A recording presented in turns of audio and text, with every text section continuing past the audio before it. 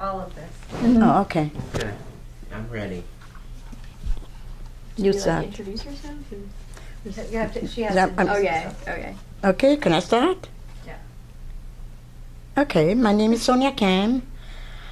I'm born in Germany but raised in Belgium. Spent all my life in Belgium, 18 years. And then I came to this wonderful country, America. I have children here, born here. And I'm going to try to teach whatever we can about the Holocaust, if it can help anybody, any country. Okay, Sonia, we would like to know, what was your name before you got married? What was your name? Sonia Bernberg, How do you spell that? B-I-R, like Robert, N-B-E-R, like Robert G. Mm-hmm. And what was your date of birth? January 1st, 1931. And where were you born? Dortmund, Germany. Dortmund, Germany. What was your father's name? Saul Bernberg, Saul Bernberg. And where was your father born? in Poland. But when he was 15, they went to Hamburg. He went to high school there. And what was your mother's name? Dora Hacker, her maiden name, Mm-hmm. Dora. H-A-C-K-E-R. And where was she born? Dortmund, Germany. And how many siblings do you have? One sister, love her. What's her name? Yeah. Honey, Hani. yeah. And where was your sister born? In Liège, Belgium, And her date of birth? August 15, 1933. So what's the age difference? 3 years. So if your father was born in Poland, Yes. when did he come to Germany? Well, we was 15. That I know. He went to school in Hamburg. And then he went to Dortmund, and it was an arranged marriage, and it worked. So your father was born in Poland. He moves to Hamburg With his family, his and from family. Hamburg, married my mother, and went to Belgium. So when and where did your parents get married? 1930, in Dortmund. In Germany. Okay. Mhm. And where'd your parents live right after they got married? Belgium. Oh, no. Belgium, yes. But Liège, that's where my sister is born. Okay. When she became pregnant with me, she went back to Germany to be with her parents. And then she took me as a baby, 2 weeks old. I went back. So your parents are married in Dortmund. Yes. They move to Belgium. Yes. Your mother comes back, returns to To Germany get to give birth Birth to to you me in there, Dortmund. yes. And then they go back to Belgium. Yes. And that's where your sister's born. Yes. Gotcha. So what were your parents' occupations? My mom, at that time, Yeah. you were a housewife, you married a man and he took care of you. My dad was, first of all, my dad was a professional football player. If you go to I'm going to try to go, to the archive in Germany, his name should be done, but he couldn't play because he was Jewish. It's like 1936, the Olympic. Mm-hmm. Right? But otherwise he was, my mother didn't want him to play anymore. He was a businessman. He sold fur, He right? sold fur coats, material, because at that time you didn't go to Macy's to buy. Mm-hmm. You bought the material and you went to a tailor. So did you live in a house or an apartment? We lived in a beautiful apartment. It was very nice. If not the war, my father would never come to America. He knew.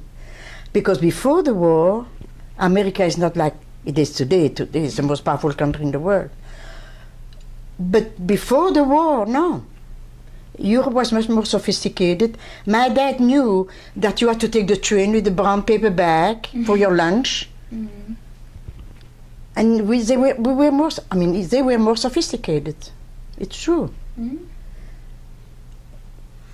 Can you describe your life for us in Brussels before the Nazis invaded? What was your life like? Nice. I played outside. My parents went out, they were young. And I remember we had a terrace And next to my terrace, there was another terrace, and the couple that lived there had a little girl, and she became my friend and my sister.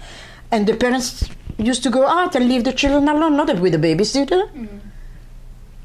I mean, I was already 7, 8, 5, 6, 7, 8. In the afternoon, the woman who didn't work, nobody worked, the woman didn't work, you went to the cafe, and had a cafe mit Kuchen, you know. That's nice.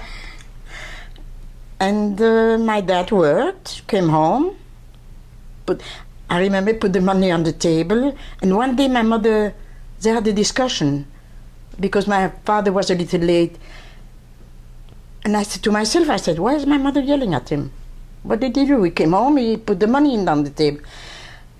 Because the businessmen there, around 3, 4 o'clock, there was a cafe there that everybody played cards. So the men were there for 1 hour and played, and then they came home. So what's a big deal? To myself. That's why I had a good marriage. What was the relationship like between Jews and non-Jews in Brussels before the war started? Honestly, I didn't have a lot of non-Jew friends. Well, yes, I had one friend when I had to put the Jewish star sewing, and I went to school, and I'm 10 years old, she's 10 years old. She said, why do you wear this? So I said, I have to, I'm Jewish. She said, what? I don't like the Jews. No. At 10 years old, she was not a politician. She heard it from the home. I came home and I cried, and I said to my mom, now I lost my best girlfriend because of you, and I don't want to wear this. And that's when my dad said, we're going to go into hiding. It's no good.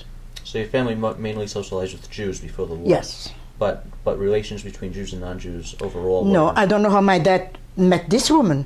Yeah. Till today, I don't know. What about your neighborhood? Was it a mix of Jews and non-Jews? Mixed, mixed. Oh, yeah.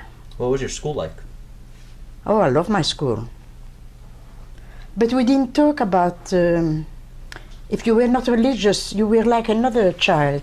We didn't say, oh, you're not Jewish, you're Catholic, you know. So Everyone was the your same. family wasn't religious? No. My father we went to Rosh Hashanah and Yom Kippur, and my mother changed the dishes Passover. I love Passover because she changed the curtains in the window. Tradition, let's put it that way. Tradition, but not really religious, no. And the school that you went to, was it a public school? Or Public private school. Was it co-ed, single No, gender? girls. Only girls. At that time, there were only girls and boys' school. What language did you speak? French. So when did the Nazis come into Belgium? They came in just before 1942. But we left Belgium when the war started. Okay. We went to France. So is that May 1940? Yeah, exactly. May 1940, a gorgeous day, and then we heard the plane, and then the radio, and Germany invaded Poland. And my dad, I was 8, 9 years old. We took a cab from Brussels to Paris. How did you? So when you took this cab from Brussels To the border. to the border, To the what happened border. at the border? At the border, we got stopped, of course. And my dad says to me and my sister, but especially to me, I was a little older, he said, I'm going to tell them that your mom is going to have a baby. She's not going to have a baby. But we're going to tell them that we have to go through, you know, that she's pregnant. And it worked. So where'd you go?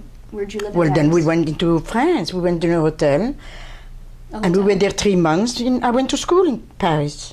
I remember the teacher introduced me. This is a young lady, a young girl from Belgium. And you know, I think my class was better than in France. But because what they learned, I knew already.